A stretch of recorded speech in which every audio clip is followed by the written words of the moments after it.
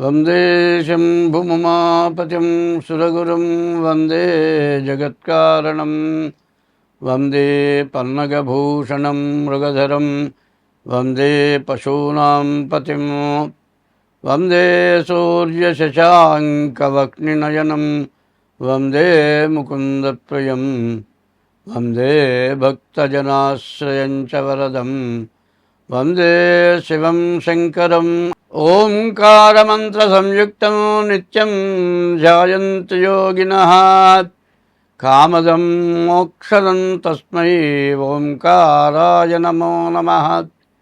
నమస్తే దేవదేవేశ నమస్తే పరమేశ్వర నమస్తే వృషభారూఢ నకారాయ నమో నమః. మహాదేవం మహాత్మానం మహాపాతకనాశనం మహాపాపహరం వందే మకారాయ నమో నమః. శివం శాంతం జగన్నాథం లోకానుగ్రహకారణం శివమేకం పరం వందే శిఖారాయ నమో నమః. వాహనం వృషభోజస్య వాసుకీ కంఠభూషణం వామే శక్తిహరం వందే వకారాయ నమో నమః. యత్ర కుత్ర స్థితం దేవం సర్వవ్యాపినమీశ్వరం యల్లింగం పూజయేన్నిత్యం యకారాయ నమో నమః. 2026 సంవత్సరం ఆగస్టు నెల 8వ రాశి వృశ్చిక రాశి. ఈ వృశ్చిక రాశికి వచ్చేప్పటికల్లా గురువు, రవి, శుక్రుడు ఈ 3 గ్రహాలు బాగున్నాయి. విద్య, ఉద్యోగం బాగుంది. రవి బాగున్నాడు, విదేశాలు వెళ్ళటానికి బాగా అవకాశం ఉంది. మంచి భార్య, మంచి సంతానం కలగటానికి, సమస్యలేమీ లేకుండా సుఖంగా బతకటానికి చాలా మంచి అవకాశం ఉంది. కానీ ఈ రాశికి అష్టమ కుజుడు, తర్వాత రాహువు, కేతువు, శని ఈ 4 కూడా పాపగ్రహాలు. పాపగ్రహాల యొక్క స్వభావం ఎట్లా ఉంటుందంటే, ఈ పాపగ్రహాలు ఎప్పుడు కూడా పాపం చేయటానికి ఉన్నంత ఆనందం మంచి చేయటానికి ఉండదు. ఈ పాపగ్రహాలు ఎప్పుడు కూడా ఒక ఉదాహరణ చెబుతా. పిల్లికి చెలగాటంట, ఎలుక్కి ప్రాణ సంకటంట. పిల్లి ఎలుకను చంపుతుంది, పరిగెత్తిస్తుంది, తోక పట్టుకుంటుంది, ఇసి నేలకేసి కొడుతుంది, అది పరిగెత్తుంది. అటు పరిగెత్తించి ఇటు పరిగెత్తించి దాదాపు ఒక్కసారి చంపితే తప్పు లేదు. ఒకసారి చంపేస్తే తప్పు లేదని కాదు, తప్పు తప్పే. అయితే చిత్రహింస పెట్టి చంపితే మహాపాపం. మరి ఒక్కసారి చంపితే బాధ తెలియకుండా చచ్చిపోతుంది. పిల్లికి చెలగాటం, ఎలుక్కి ప్రాణ సంకటం. చిన్న మాట ఉదాహరణ అదే చెప్పింది. రాహువు, కేతువు, శని, కుజుడు ఈ 4 గ్రహాలు పూర్తిగా బాగాలేవు. కుజుడి వల్ల వ్యాధులు, రోగాలు, రకరకాలైన సమస్యలు రావడానికి బాగా అవకాశం కనబడుతుంది. ఈ కుజుడు అష్టమంలో పడ్డాడు. నాకు ఇప్పుడు కుజుడు ద్వాదశంలో పట్టం చేత ఇప్పటికి 10 రోజుల నుంచి లూజ్ మోషన్స్, బతుకుతాను, బయటపడతాను, ఇట్లా కూర్చుంటాను అని నేను అనుకోలే. ఎన్నో మందులు వాడితే ఇవాటికి దేవుళ్ళ దేవలో కూర్చున్నాను. కానీ డబ్బులు పోయిన బాధ కాదు, లూజ్ మోషన్స్. బాత్రూమ్కి మంచం మీదకి తిరగటానికి టైం చాలే, అంత బాధ పెట్టింది. ఈ కుజాష్టమ దోషం మహా పెద్ద దోషం. ఇప్పుడు కొత్త నీళ్లు వచ్చే రోజులు, వాటర్ పొల్యూషన్, తర్వాత మరి తినే ఆహారం యొక్క పొల్యూషను, ఇవన్నీ కూడా చాలా సమస్యలు వచ్చే రోజులు. ఎందుకంటే ఈ రోజులు ఎట్లాంటివంటే, సరిగా చెప్పాలంటే అధిక మాసం వచ్చింది కాబట్టి సరిపోయింది. శ్రావణ భాద్రపదాలు అంటారు.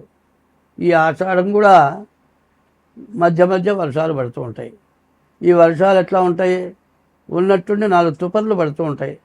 ఈ లోపల ఇంటికి పోతానులే అని గబగబా బయలుదేరుతాం. దానిలో బడబడబడబడవా అని వచ్చేస్తుంది, మొత్తం తడిసిపోతారు. దీంతో జలుబు, దగ్గు, జ్వరం, విరోచనాలు, వాంతులు, ఇట్లా రకరకాలైన వ్యాధులు. ధర్మం ఒకటి ఉంది, ఎవరికిరా సీజన్ అంటే ఇప్పుడు డాక్టర్లకి సీజన్ అని చెబుతారు చాలామంది. డాక్టర్లకి సీజన్ అంటే మన గ్రహస్థితి బాగుండకపోతే ఎన్ని డబ్బులు ఖర్చు అయినా కూడా చాలా ఇబ్బంది పెడుతుంది. కాబట్టి ఈ రాశి వాళ్ళకి ఏం చెప్పాలి అంటే, పూర్తిగా అనారోగ్య సమస్యలు రావడానికి బాగా అవకాశం కనపడుతుంది. కాబట్టి మీరు అనారోగ్యం నుంచి ముందు బయటపడాలి అంటే, నేను ఇప్పటికీ ఈ మోషన్స్కి 10,000 ఖర్చు పెట్టుంటా. 10,000 ఖర్చు పెట్టినా కూడా మళ్ళీ లేచి కూర్చుంటానా, మళ్ళీ బతుకుతానా? ఎందుకంటే 80 ఏళ్ళ వయస్సు, ఈ వయసులో తగ్గుతుంది, లేచి కూర్చుంటాను అని నమ్మటానికి వీల్లేదు. కాబట్టి ఈ వయసులో చచ్చిపోతే కూడా బాధ ఏం లేదు, పోవటం ఏ బాధ లేకుండా పోతే మహా సంతోషం. కానీ చావకుండా బతకకుండా వేధిస్తుంచే టైం ఇది. కాబట్టి ఈ రాశి వాళ్ళు ముందుగా డేట్ ఆఫ్ బర్త్ ద్వారా జాతకం చూపించుకోండి. ముందు ఏమాత్రం అనుమానం వచ్చినా రక్త పరీక్ష, వైద్య పరీక్ష తప్పనిసరిగా చేసుకోండి. ఈ వృశ్చిక రాశి వాళ్ళు ఎంత జాగ్రత్త పడితే అంత మంచిది. స్వస్తి. ఒకటి కన్యాదానం, ఒకటి ఇటువంటి దానాలు విశేషమైన పుణ్యఫలాలను ఇచ్చేటువంటి దానాలు. కానీ ఇటువంటి దానాలు ఎవరు చేయటలేదు. దానాలు చేయకపోగా అందమైన ఆడపిల్లని హింసించటం, కనీసం 10 సంవత్సరాల లోపల పిల్లల్ని కూడా చెడగొట్టడం, ఇట్లాంటి మహాపాపమైన పనులు చేయటం వల్ల ఏలినాటి శనిలో ఎంత పుణ్యం చేసినా, ఎంత గ్రహశాంతులు చేసినా ఆ 7 సంవత్సరాల 6 మాసాల లోపల పడరాని కష్టాలన్నీ పడి చివరికి బతికి బయటపడతావా అన్నంత పరిస్థితి బాగా కనపడుతూ ఉన్నది. కాబట్టి ఈ మేషరాశి వాళ్ళు ఎంతో జాగ్రత్త పడి ముందుగా మీ డేట్ ఆఫ్ బర్త్ ద్వారా జాతకం చెప్పించుకోవడం చాలా అవసరం. మీకు ఇప్పుడు డబ్బులు వస్తాయి, డబ్బు బాగా సంపాదిస్తారు. ఇప్పుడు వచ్చే సంపాదన కంటే ఎక్కువ సంపాదన వస్తుంది. ధనమెచ్చిన మదమెచ్చును, మదమెచ్చిన దుర్గుణంబు మానక హెచ్చును. మొన్న ఈ మధ్య ఒకటి చెబుతున్నారు, కోటీశ్వరుడు ఓ పిల్ల కావాలని కోరుకున్నాడు. ఎన్ని విధాల ప్రయత్నం చేసినా ఆ పిల్ల ఇతని మాటలకు లొంగలేదు. చంపి ముక్కలు ముక్కలుగా నరికాడు. ఏమన్నా వచ్చిన ప్రయోజనం ఉందా? ఎప్పుడు కూడా ఎవడు ఎంత పుణ్యం చేసుకుంటాడో వాడికి తగినటువంటి భార్య దొరుకుతుంది అని శాస్త్రం చెప్పింది.